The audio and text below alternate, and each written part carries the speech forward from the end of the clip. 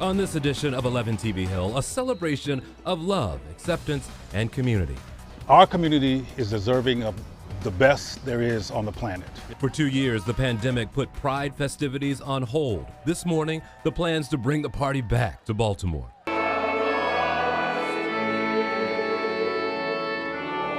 Plus, offering a safe space for all to worship. There's something incredibly freeing and liberating and godlike about being able to be just who you are. The mission at St. Mark's Lutheran Church that's guided the congregation for more than 30 years, plus documenting Maryland's LGBTQ history. The project by Preservation Maryland is only the second of its kind in the country. That's all this morning as we celebrate Pride Month.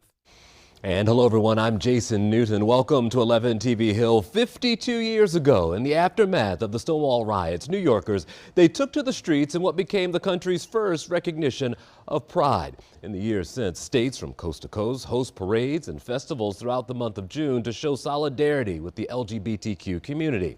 In one North Baltimore neighborhood, Pride flags have become a sign of resilience after an arson damaged 4 homes, one of which had a Pride flag displayed.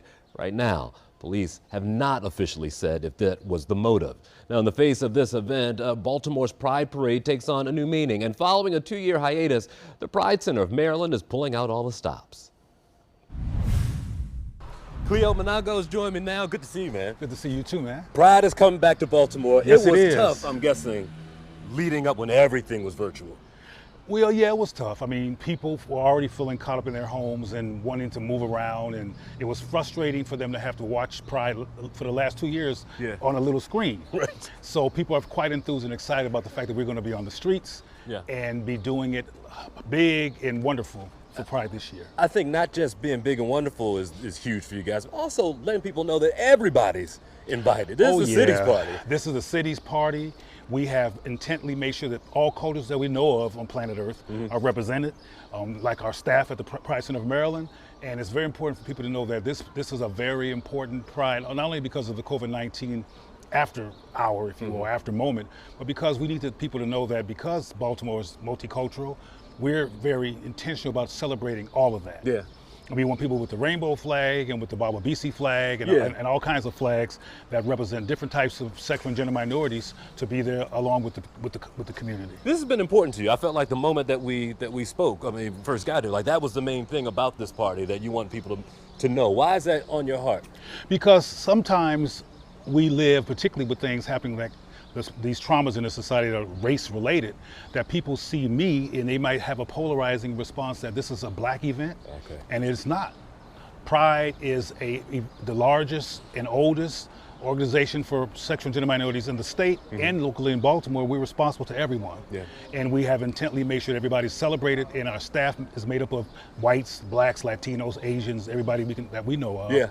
And we want everybody to, no matter how 6 feet tall and black I am, everybody's invited and celebrated at the Pride Center of Maryland and at the Pride event that we're having next week. Even through COVID and getting through those 2 years, I feel like the enthusiasm was still there. It's really built for this year. Oh, yeah. I mean, the social media response has been, as the young people say, you know what young people say, right? Off the chain. Off the chain. There you go.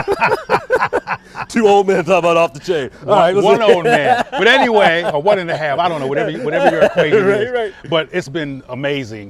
We have headliners like Kiki Wyatt, Trina, Avery Wilson, Maya, a woman named Elizabeth, and Davon, I forgot his last name. Davon Fleming. Davon Fleming, yes, and others who are excited to be on the Pride stage. And it's going to be a big deal, and people know about it, and the response has been, as I said, off the chain. Also off the chain of excitement, enthusiasm. You have a new place. On the 20th, you guys are going to cut the ribbon. And I'm wondering what that means to the community to now have this brand new spot. Our community is deserving of the best there is on the planet. All people are. Sure. But this community in particular has gone through years of marginalization, oppression, discrimination. And to counter those experiences, we have built a state-of-the-art, beautiful 7,000 square foot, 4-story complex called the PCOM Community Complex on 2418 St. Paul.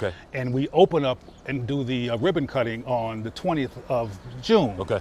and the mayor and everybody else will be there, and we're Yeah. very excited. Yes, we're going to have a digital lounge, Yeah. a sports studio, a social media studio, a large community space for people to come. We'll be having fitness classes, community health classes, sexual health classes, self-esteem building classes, a mental health division, case management, HIV-related programs, testing, awareness, etc.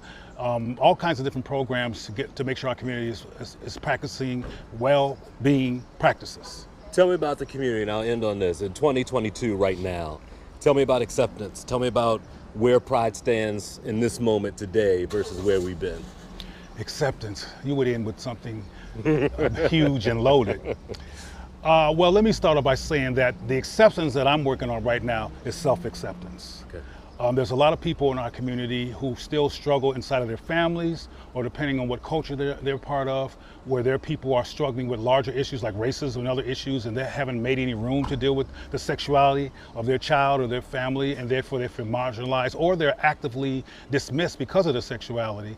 And our work is around, in terms of our priorities, to get people to learn to love themselves in their own image, to take care of themselves, to reduce the risk in their lives, and realize they're important enough for self-preservation.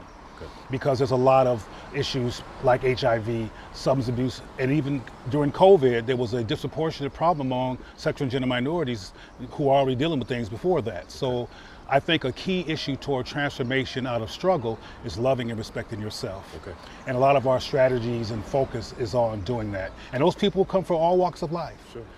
In economic strata, people who are poor and rich, regardless of how much money they have, depending on their background, they're still struggling with these issues around self-love, self-care, and sexuality. So we are here to make them feel good about themselves or learn how to.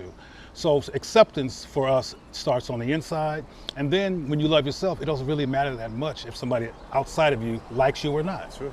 As long as you walk around with both feet on the ground, proud and comfortable in your body, it all works out. Excellent. Cleo, good to see you, man. Good to meet you. Appreciate the time. Absolutely. Thank you. Certainly.